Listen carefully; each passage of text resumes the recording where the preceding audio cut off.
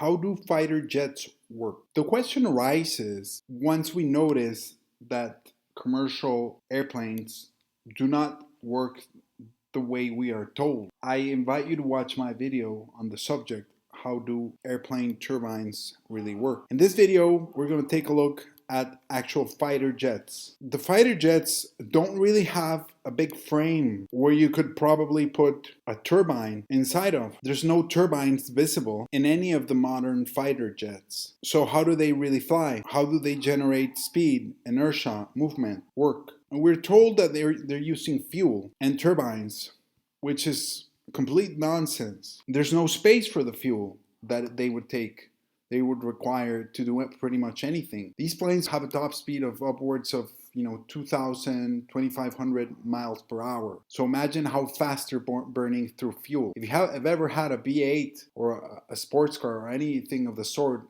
a big truck, you're gonna go through fuel like there's no tomorrow. Where's the fuel tanks? So how do they fly? How do they generate movement, speed, work? I'm gonna tell you the answer, but I'm also gonna tell you how I found the answer, which is more important. You can see here, you can see the answer right here.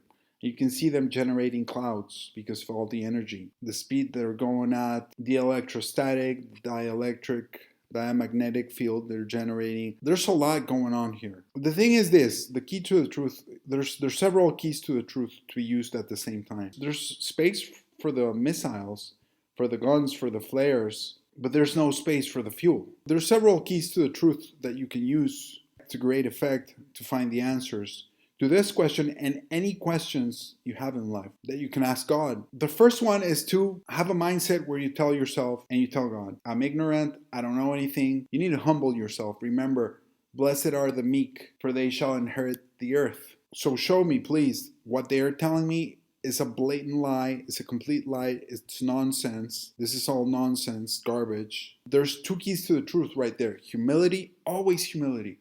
No matter how much you think you know, you don't know.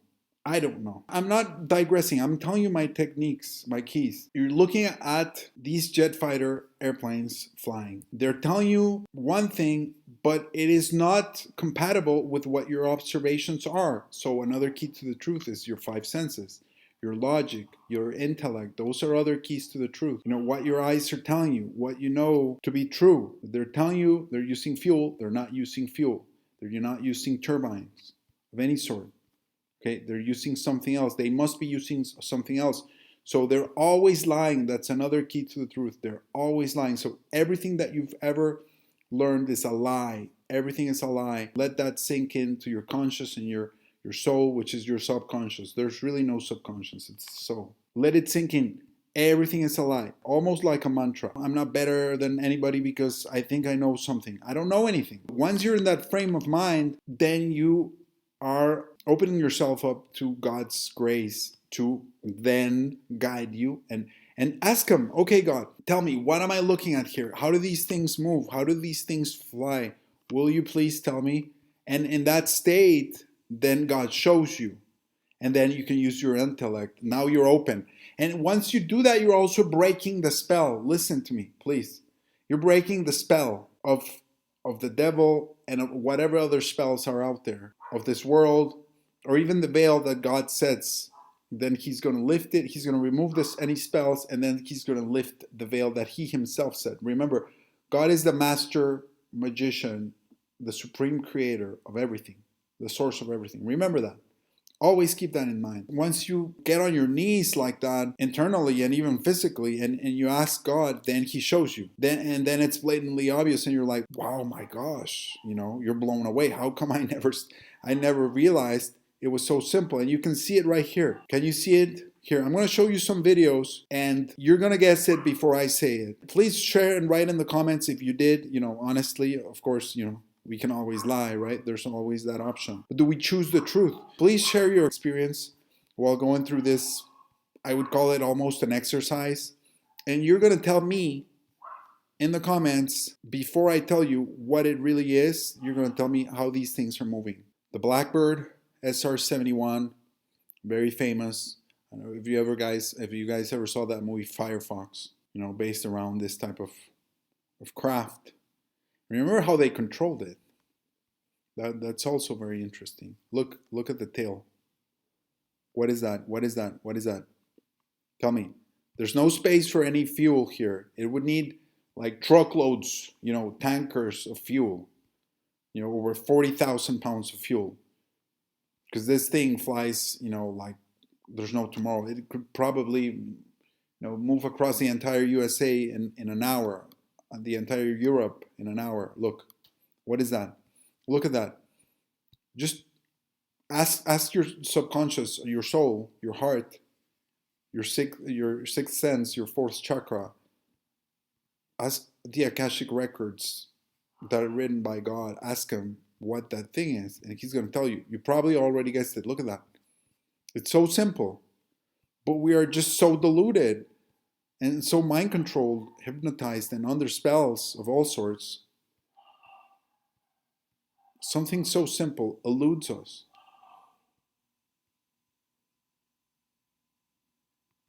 Look at that. What is that? What is that? Look at the air. What's happening? Look.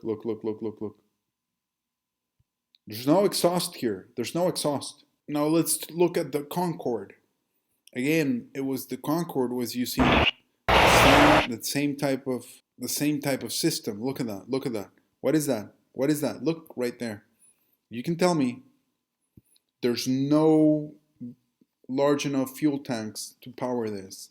Of course there's air moving through it, okay? But what is this here? I'm going to tell you in a second, but you can probably already guess it, okay? And you can look at other such aircraft, fighter aircraft. Look at this one. What is that? What did that look like? Now, this beautiful shot here of the F-22 Raptor fighter. Look at that. No fuel. It's generating clouds, actually. Look at the air. You can see the air is beating. Of course, the air is heated. But it's a lot more than that. What's providing all the thrust? Okay. You see some kind of flame. What kind of flame is that? Again, what does it look like? So that's a huge key to the truth. That's how I found out about the alleged asteroid hole in Arizona, which is a giant tree stump hole. Check out that video on that. So you look at things and what does it look like? What could it possibly be? There's no fuel, so what could it be that's making this kind of a flame, fuel-less flame, if you will, and it's providing so much energy and thrust? And so we find the answer. We have, ladies and gentlemen, we have a microwave plasma torch, a microwave plasma flame. That is exactly what is powering these types of fast-moving aircraft, airplanes, fighter jets of all sorts. It is a microwave plasma torch. Microwave plasma is an energy emanation of crystals. Again, this is all crystal magic. The elites know it and they put it to good use, while us peons, the sheeple, have no idea what's going on.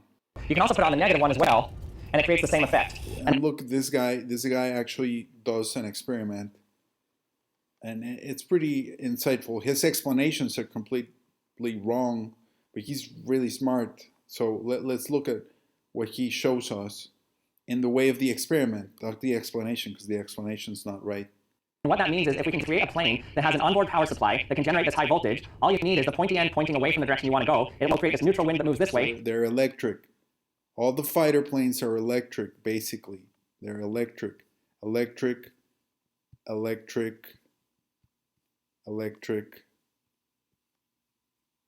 They're all electric.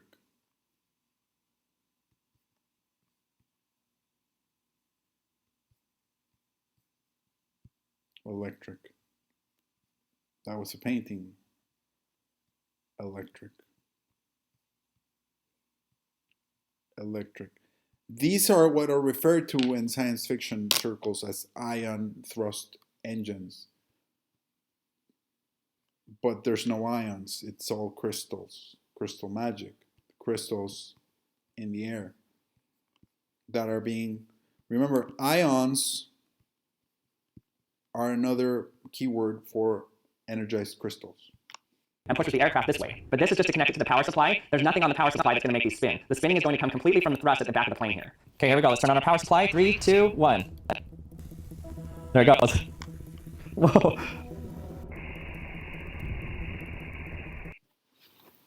You see that? That's exactly how they work. That's exactly how fighter airplanes work. And then he goes on to show in a vacuum that it stops working. It stops spinning. Look. Oh. And it stopped. Okay, so we're in a full vacuum now, and it's not able to propel itself forward using the ionic thrust. So you can see without air, it can't push itself forward because the thrust is actually coming from the ions hitting the neutral air. When there's no neutral air there, it can't push itself forward. That's not how it's working, but yeah, the thing is this. If there's no crystals, there's pretty much no magic in the air, all pun intended. So no crystals, no magic, period. All right? There's no electricity, there's no plasma if there are no crystals. There's no propulsion, period. So it won't work in a vacuum, a fake space. And that is exactly how jet fighters are moving. And there's actually literature on this. You can find this paper in this, here's the website. Look it up yourself, Jet Propulsion by Microwave Air Plasma in the Atmosphere. And it's a couple of Chinese researchers, 3 of them actually. You know, they actually exposed the whole thing. It was written in 2020, you know, a little bit late if you ask me, since this technology has been out for over 50, 70 years. So here's the actual layout. There's absolutely no fuel needed. It's basically a flying microwave. Okay, so that's what airplanes, these jet fighters are, flying microwaves. You know, but they have you know, pretty nasty payloads. So there's the difference, or maybe not. Magnetron, AC power supply, plasma torch. Simple as that. And they actually propelled steel balls, and they did a whole bunch of experiments. They were criticized by academia, comments and going back and forth and blah, blah, blah. Look here. They admit it. They have to admit it because otherwise they can't make it work. Look, jet propulsion by microwave air plasma in the atmosphere. Crystalline nanoparticles synthesis using microwaves vaporization of metallic wires. Ta-da! They just gave you the truth. It's really hidden, but it's there for you to find it. Okay? You just got to do the work and use the keys. Now they're saying it's futuristic, and they're trying to sell it to you like, oh, this is technology that's coming, where we've had this technology for over 50 years. Now, I'm going to go into why we created this technology. We didn't create it, we actually copied it, like pretty much anything. Oh, just a few things. On the SR-71, you know, top speed over 2,000 miles per hour. How far can that get you? That could get you across the US in an hour. The Concorde could get you across the US probably in less than 2 hours, which they grounded. Why did they ground it? Well, it kind of coincided with the launching of, you know, cell phone technology. So they didn't want people exposing some things. They didn't want us traveling too far. And average planes fly, you know, a lot less than that. When was JPL founded? In the 40s, the 50s. Jet Propulsion Lab. That's not actually why it's named JPL. It's named after Jack Parsons, which was a demon worshiper, friend of Disney and von Braun. First supersonic fighter jet, 1947 X-1, Chuck Yeager, Lots of people remember that. F-100 Super Sabre in the 50s, and then from then on. But look at those dates, the 40s, the 50s. What happened before that? World War II.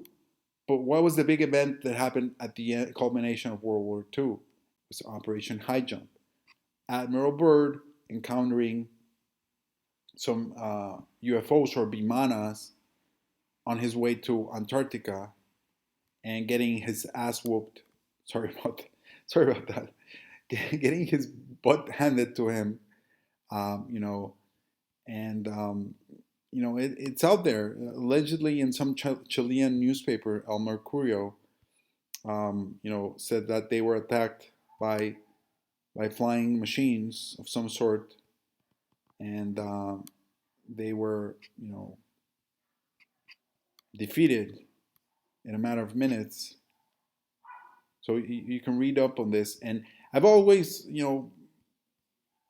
read this information with some care, because never know what's fake and what's not. But it's always just, it's been very interesting to me, the Battle of Antarctica and how they were defeated, by just a few of these flying machines, and then right after that, they developed, the fighter jets. So that's pretty. That's quite a coincidence, if you ask me. That's quite a coincidence that you would, scramble to create NASA, to create, microwave plasma propulsion just after that happened. So that would lend credence to that story that encounter actually took place. Not that the Vimanas or UFOs are from outer space. I think they're from Lemuria. And they were just, telling us humans here, who are under the rule of the devil, to not go any further, because we're not welcome there, because they follow God there. They haven't stopped following him, even with the fall of the fallen angels, even with the rise of Atlantis. And I think those two civilizations were at odds. One was pre-Atlantean, which were the Lemurians. And I'll do a lot of videos on these subjects. And, they were a Vedic civilization that spoke Sanskrit, that was founded by Shiva himself, Lord Christ, Yeshua. And I know this sounds crazy, but just look at the information I'm sharing with you. And look at the dates and how just coincidental everything fits in together. So that civilization is still there, and they don't not want anything to do with us, because we are highly contaminated and corrupted. So what are we to do? We are to live our lives as Christ told us to, love God above all things, and love each other as much as he has loved us. That's it. Okay? And open your eyes. The Shiva Sutras also tell us, in two shlokas, they say Janam Bandha, which is knowledge is bondage, knowledge is slavery, slavery is death, and then two verses after that, it's they say Janam Jagarat. So that means knowledge is waking up. So we need to wake up. We need to wake up now. We need to wake up from our spells, from our stupor, from our slumber, from our corruption, from our corrupted ways, and open our eyes to the Vidya. Vid is the root word of video, vision, and Ya is another name for the Creator, for God. So we need to have that divine vision that can tell us things, and we can spot things everywhere around us. Okay? So, if you're highly intelligent, which I'm not, and you're an engineer of sorts, then you know how these things are propelled, and you can develop similar systems for whatever purpose, for a positive purpose. Why? With wisdom. Okay? So, guys, let me know what you think. Your support is highly appreciated. Comment, like, subscribe, share the information, download the information. And, I also have a Patreon, Keys to the Truth. Anything that you can do there is greatly appreciated. God bless you.